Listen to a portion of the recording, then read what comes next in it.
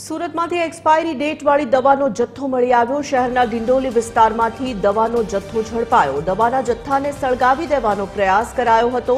સરપંચ અને સ્થાનિકોએ આરોગ્ય વિભાગને જાણ કરી મેડિકલ અધિકારીએ ઘટના સ્થળે પહોંચીને નિરીક્ષણ કર્યું। દવા ખાનગી હોસ્પિટલ અથવા ક્લિનિકની હોવાનું ખુલ્યું છે। કોણે અને કેમ દવાનો નાશ કર્યો તે દિશામાં તપાસ શરૂ કરવામાં આવી છે।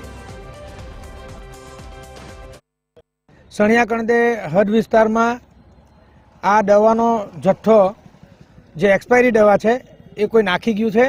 એ અમને હાલમાં જ જાણ થઈ કે 2-3 દિવસ પહેલાં નાખી ગયા છે, એટલે અમે આરોગ્ય વિભાગના અધિકારીઓને પણ જાણ કરી છે।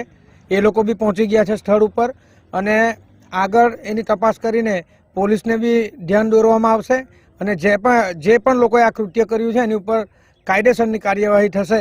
આ દવાઓની પ્રારંભિક તપાસમાં અમને ખબર પડી છે કે આ દવાઓ પ્રાઇવેટ પરચેઝમાંથી છે, જેમ કે પ્રાઇવેટ મેડિકલમાંથી યા પ્રાઇવેટ ક્લિનિકમાંથી લીધેલી હશે ને જે 2022-2021ની એક્સપાયર ડેટની દવાઓ છે, જેમાં કેલ્શિયમ અને કફ સિરપ છે, એન્ટીબાયોટિક છે, થોડાક ઇન્જેક્શનો બી છે।